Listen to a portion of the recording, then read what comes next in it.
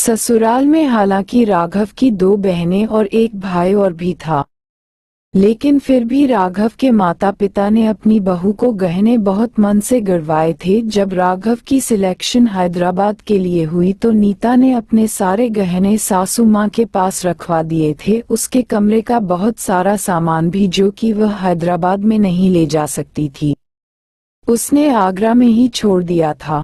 उनकी सारी रिश्तेदारी आगरा में ही थी, इसलिए गहनों की जरूरत तो विवाह शादी में आगरा में ही होती थी। सासू माँ ने सब बच्चों की शादी में गहने बराबर मात्रा में ही दिए थे। जब भी कभी नीता आगरा आती तो वह अपने गहने पहनती थी। अपनी दोनों बेटियों के होने के समय भी नीता जब आगरा आई थी तो उसने दोनों नंदों को सासू माँ के कहने पर अपने घर से आए गहनों में से काफी सामान दोनों बार खुशी खुशी गिफ्ट करे थे, क्योंकि सासू माँ का कहना था जब तुम लड़की और लड़के में फर्क नहीं करती तो बहनों को उपहार देते हुए क्यों सोच करती हो। दोनों बच्चियों के हवन के समय उसने बहुत सारे गहने पहने भी हुए थे और मायके में से आए गहनों में से काफी गहने उन दोनों बहनों को उपहार स्वरूप दिए थे। तब सासू माँ ने यही कहा था कि तुम्हारे ससुराल के गहने तो बहुत भारी है, उन्हें तो अपने और अपनी लड़कियों के लिए ही संभाल कर रखो। अपने मायके के गहनों में से ही राघव की बहन को उपहार स्वरूप गहने दे दो। सासू माँ जब भी हैदराबाद आती कुछ गहने नीता के पहनने के लिए भी लाती थी। उन्हें हमेशा बहुओं का गहने पहनना अच्छा लगता था। वह ये बात हमेशा कहती थी कि मैंने अपने हर बच्चे को बराबर गहने दिए हैं। जाते हुए नीता अपने गहने उन्हीं को ही संभाल कर रखने के लिए दे देती थी।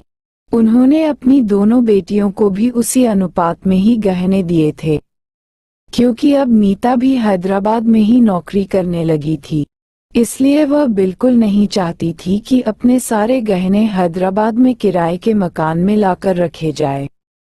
बार बार आगरा जाने या कहीं पर भी जाने में गहने संभालना मुश्किल ही हो सकता था। एक तो हैदराबाद में नए सिरे से घर बसाना था, क्योंकि उसकी शादी का लगभग काफी सामान आगरा में उसके ससुराल के कमरे में ही रखा था। ऊपर से दोनों बेटियों की पढ़ाई लिखाई का खर्च भी बढ़ता ही जा रहा था, इसलिए नीता अक्सर कोई भी नया गहना खरीदती ही नहीं थी। उसके ख्याल से सासू माँ के पास रखे उसके गहने ही काफी थे, अंततः और जरूरतों पर ही खर्च होता था। उन्होंने हैदराबाद में लोन लेकर एक फ्लैट भी खरीद लिया था। अब उसकी दोनों बेटियां भी बड़ी हो रही थी। ससुराल में उसके देवर के विवाह के अवसर पर भी सासू माँ ने उसी अनुपात में गहने उसकी देवरानी के लिए भी बनवाए थे। विवाह के अवसर पर आगरा में जब वह गए तो उन्हीं गहनों में से उसकी बेटियों ने भी पहन लिए थे।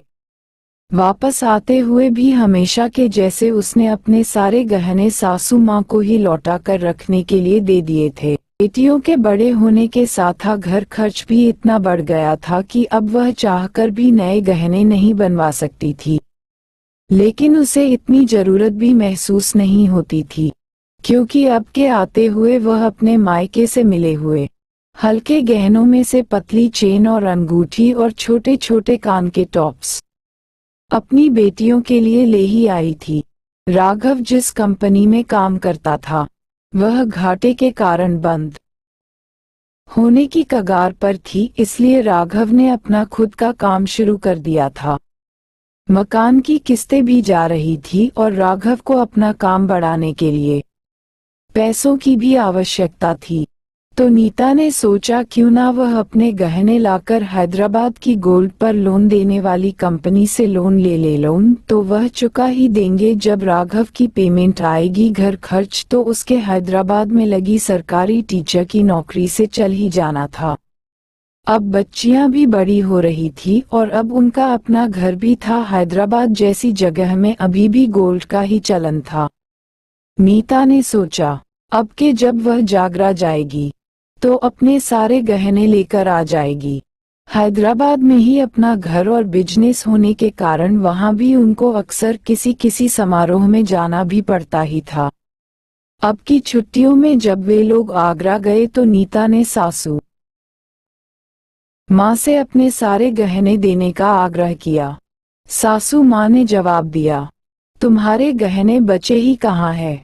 चूड़ियाँ और अपने काफी गहने तो तुमने लड़कियों के होने पर राघव की बहनों को दे दिया था, बाकी बचे कई छोटे मोटे टॉप्स या अंगूठियाँ तुम अपनी बहनों या ससुराल में भी किसी को भी शादी पर उपहार स्वरूप देती ही आई हो। पिछली बार राघव की बुआ की बेटी के कन्यादान में तुम्हारे कहने पर ही मैंने तुम्हारे मायके से मिली हुई झुमकी तुम्हारी तरफ से उन्हें उपहार स्वरूप दी थी। हो मुझे पता है, लेकिन वह तो मेरे घर से आए हुए गहने ही थे। आपने ही तो कहा था कि हमारे द्वारा तुमको दिया हुआ सामान भारी और अच्छा है, इसलिए बहनों को अपने मायके के गहने ही दो। मैं तो वही गहने मांग रही हूँ जो कि आपने मेरी शादी पर दिए थे और वापस रखते हुए कहा था कि मैं तेरे गहने अलग ही संभाल कर रख रही हूँ।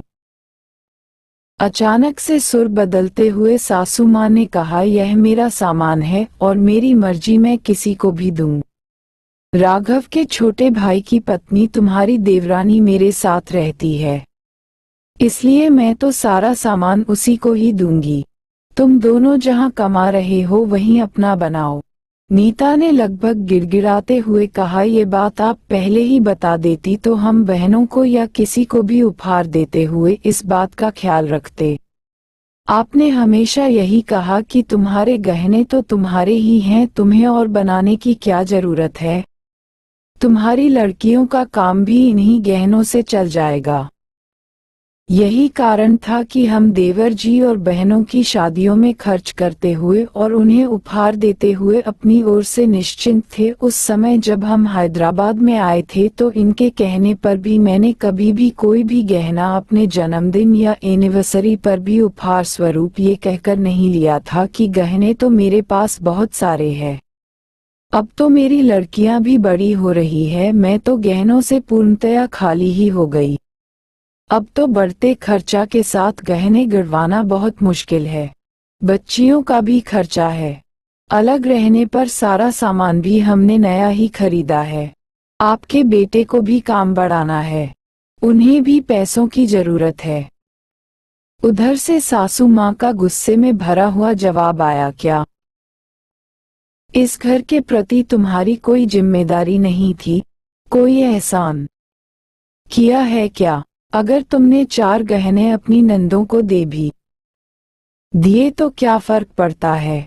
वहां तुम 2 जने कमा रहे हो और नजर इन गहनों पर रखे हुए हो। अपने घर की जिम्मेदारी तुम अपने आप संभालो। राघव और नीता हैरान थे और साथ ही परेशान भी।